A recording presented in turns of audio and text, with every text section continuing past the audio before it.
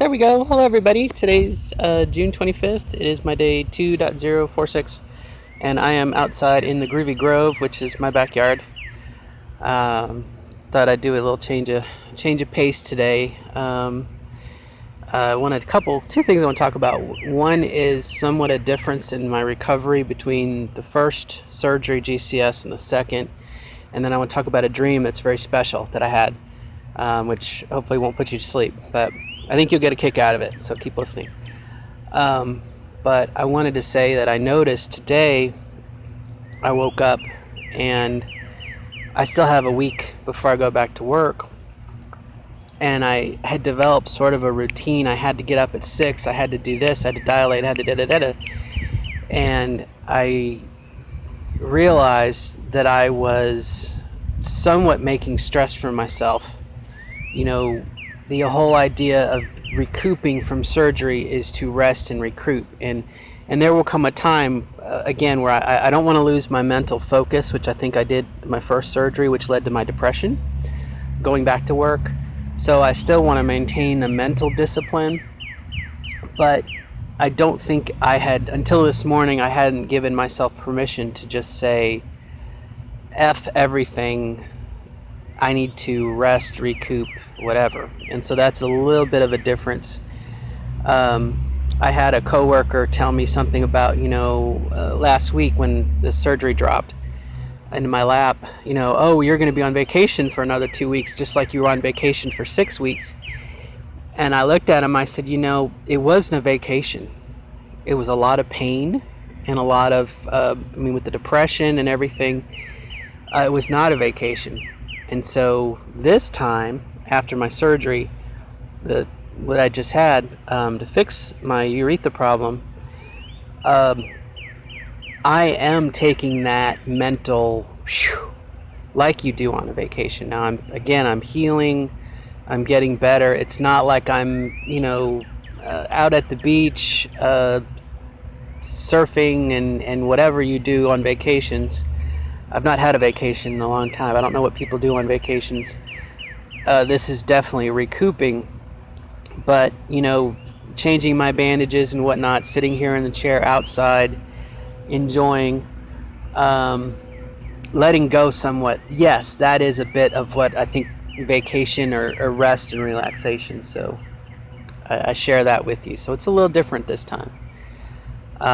So again, I want to maintain the mental discipline so I don't fuck myself over when I go back to work like I did last time. But at the same time, I need to, let things go. The other thing, kind of related to that, is I need to work somewhat on the next big plan. Again, part of that depression, when you reach your goal and you have nothing else to do, having GCS was such a large part of my MO, my operating procedures and whatnot, and then I had it and then there was nothing.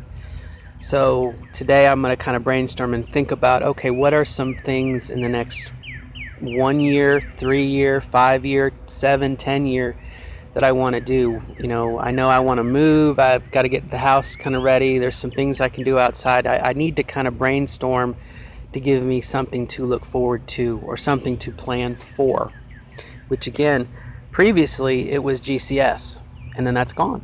So that's a plus. So let's talk about my dream.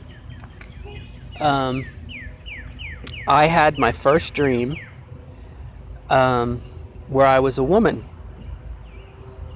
Previously, a lot of my dreams had been, I was in the processes of transitioning. I wanted to transition. I was still in a male body.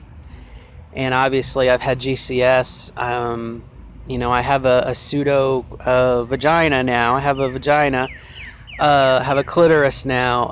And obviously I've just had the second surgery, so things are a little tender, and it's not like I can whip off my towel and say, look at my, my faux, look at what science, the best that surgery can offer right now. I don't have that because I'm, tubes and wires and plugs and bandages. So, I don't want to get you the wrong impression. But I have never, in the 46 years of my life, had a dream that I was a woman in body in my dream. Okay, I never had that. I never had that until last night, and it was really kind of weird.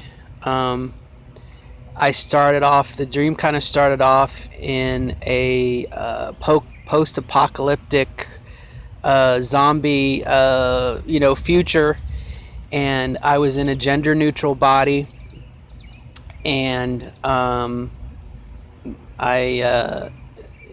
the sun was going down, so I knew I had to find shelter from the zombies. The zombies always come out at night, right, and they get worse. And so I found an unlocked convenience store, and there was another person. And they say, in your dreams, I've read that every person in your dream is yourself, just in disguise. I don't necessarily know if I believe that. But me and this other person, we walked into the convenience store. We shut the doors. We pulled the blinds down. The security, the security stuff for the store, and we locked it. And we decided that we would go room to room and just make sure in the convenience store there was no zombies, right? Because that's usually what happens. Woo, we're safe, and then zombie comes out of the bathroom and kills you. So we went room to room. Pardon the noise. We went room to room, and of course the inside of the convenience store was like the TARDIS. It was bigger than outside. There was a warehouse we went through, and we made sure every door was locked. There was no zombies or whatnot.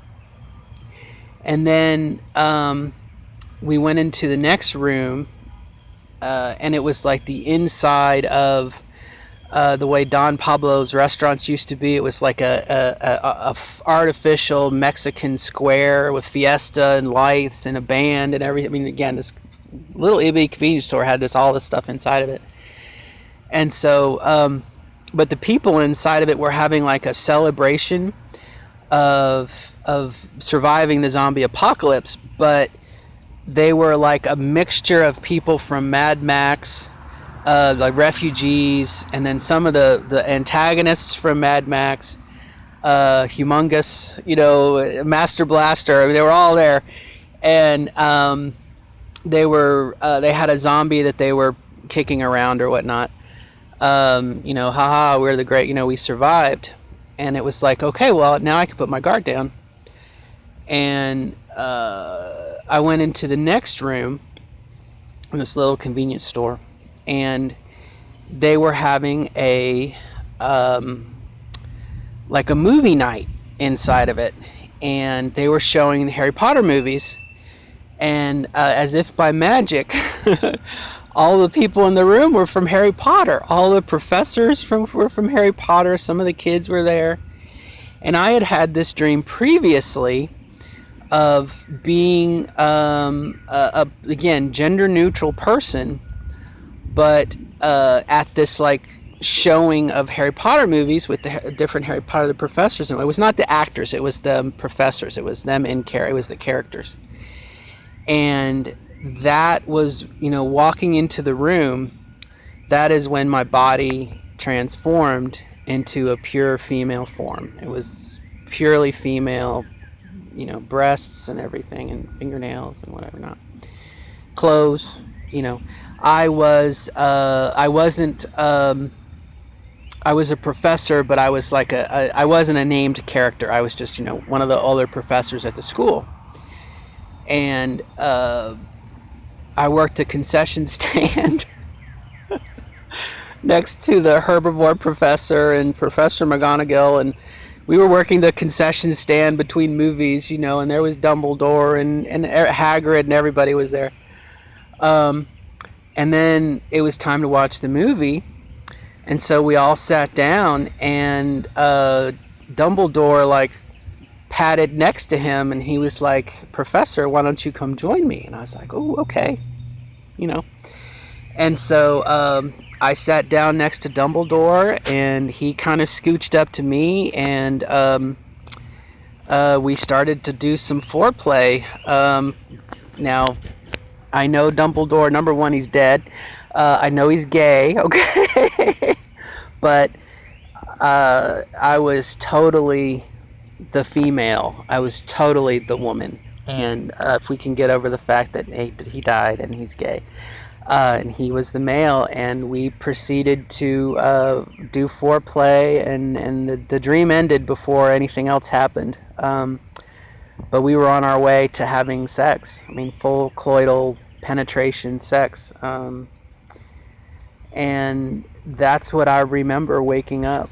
And so, you know, interpret that as you will. Interpret it as you will. But that is the first time I have ever had a dream that, you know, that I was a woman. So I think I'm running out of time. I got to stop. But that's it for the video. So best of luck. Good luck in your ambitions to become the best version of yourself. And we'll see you later.